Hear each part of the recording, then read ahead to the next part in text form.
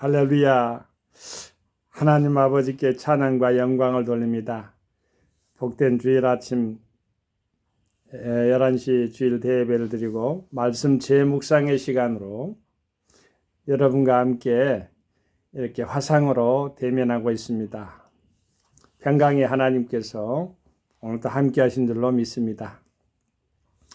오늘 우리 복된교회 복음선교교회의 주일 말씀은 이사야서 24장 14줄에서 20줄까지인데 제가 다는 읽어드리기는 그렇고 14줄에서 15줄까지만 읽고 말씀을 이어가도록 하겠습니다.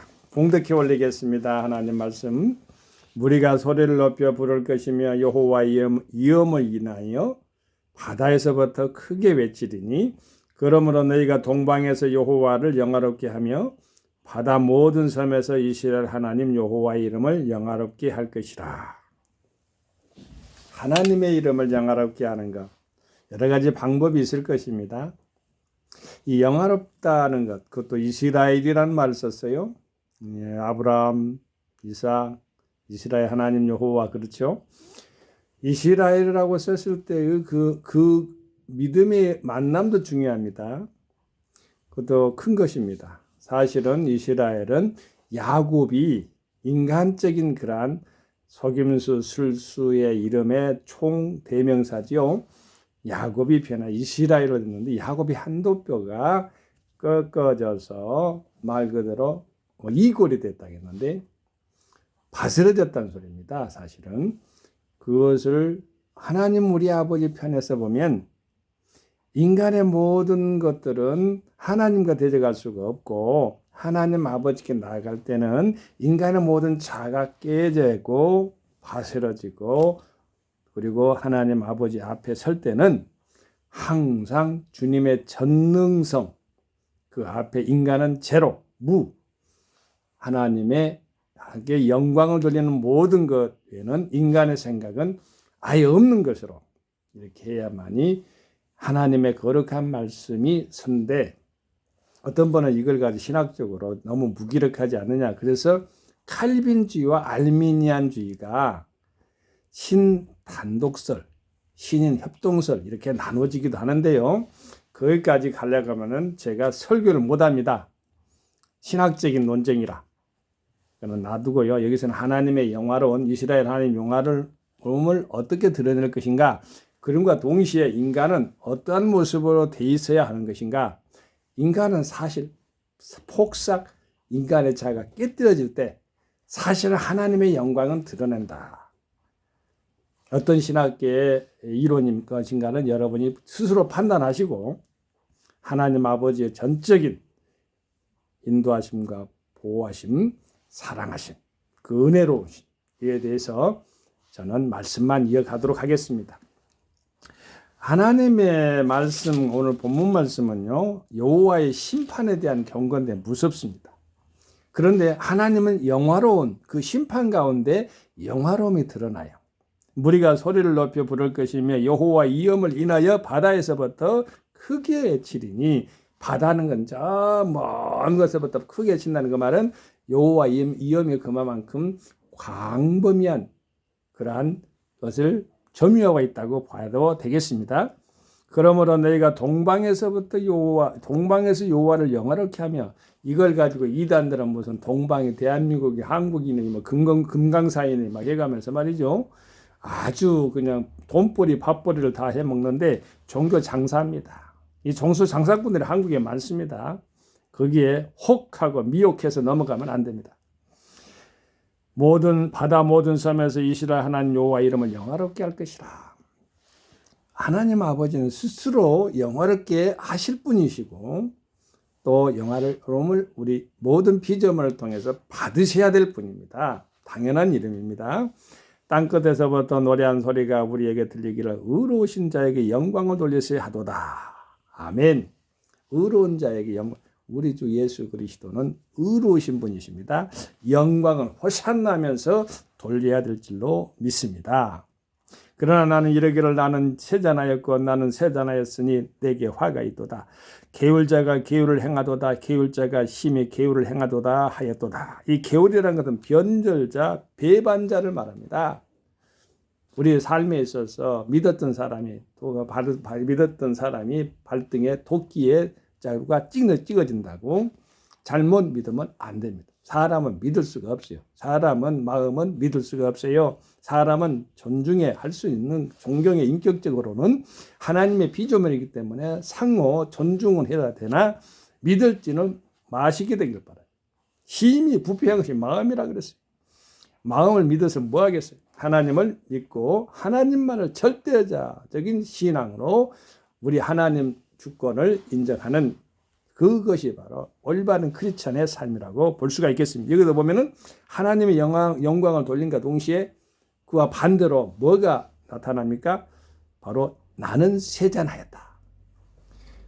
우리 잘 아는 세례 요한이 예수님을 바라볼 때 그는 흥하여 하겠고 자기는 쇠하여. 하나님의 영광과 함께 영화로움을 돌림과 동시에 인간은 세자라는 것이 보여져야 됩니다. 미약하고 연약한 것이 보여져야만이 그것이 참다운 신앙관과 함께 그러한 질서가 하나님을 향한 섬김의 질서가 바로 똑바로 잡혀지는 거예요. 균형 있게 잡혀집니다.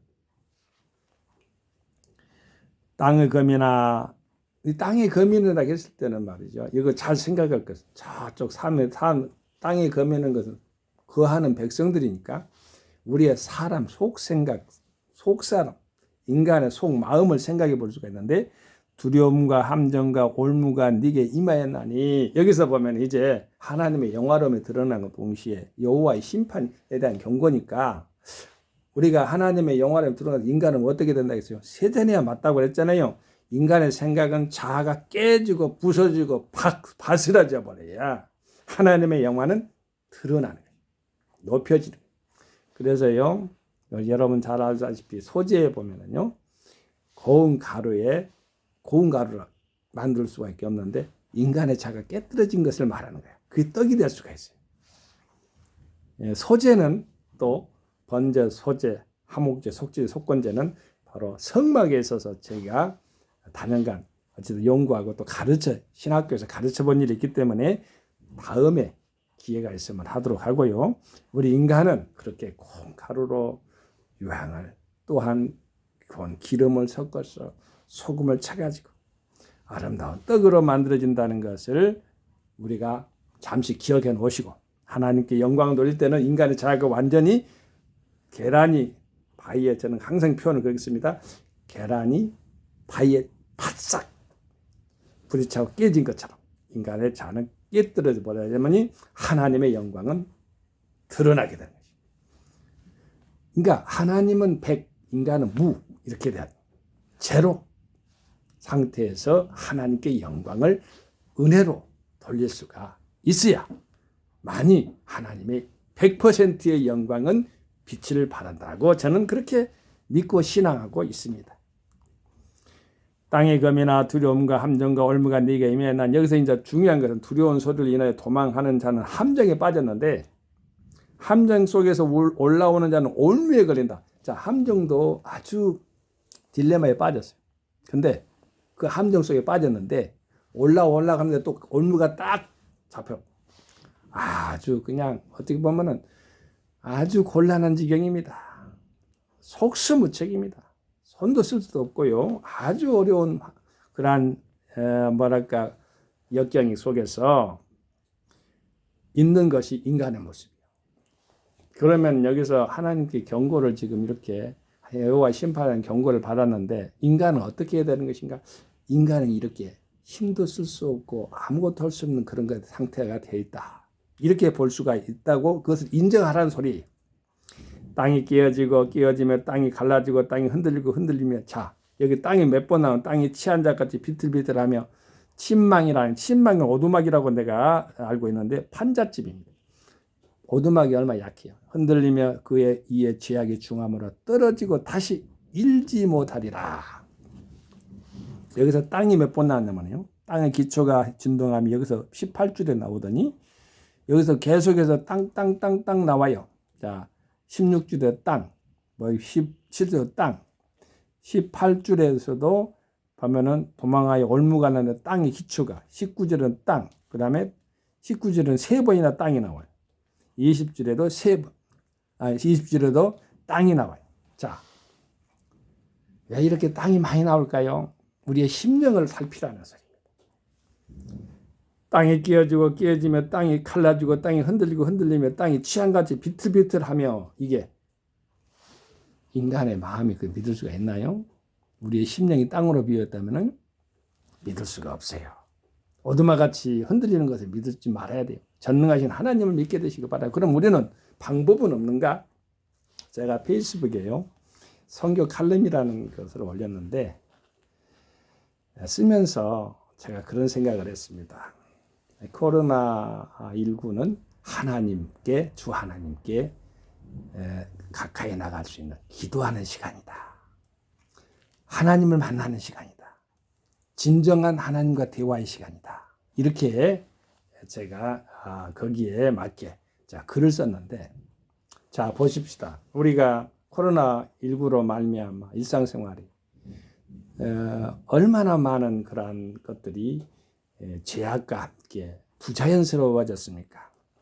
저는 지나가다가요, 어린애들 얼마나 이뻐요. 아가들 말이죠. 코만 봐도 이쁘죠. 방글방글 웃는 그 얼굴들, 그런 미소들, 그 조그마한 앙증맞게 말이죠. 귀에 조그마한 이게 마스크, 이런 마스크를 쓰고 말이죠. 이렇게 가리고 다니는데 참 그 안타까운 부분이죠. 예전에는요, 그 마스크가 어떨 때 사용됐냐면 청소할 때 사용됐고요. 무슨 장례식에 뭐랄까 염할 때, 장례사가요, 염할 때 하나, 또 이제 각각의 그러한 다른 청소할 때 그 아름다운 그 악취가 옷에 아름다운 것을 만들려 갈 때 그 악취가 나는 그런 부분에서 마스크를 쓰거나, 또한 뭐 그 기타 뭐 각각의 그런 그 어찌됐든 좋은 냄새가 아니거나 또 이렇게 독감을 예방하거나 이런 것에 대해서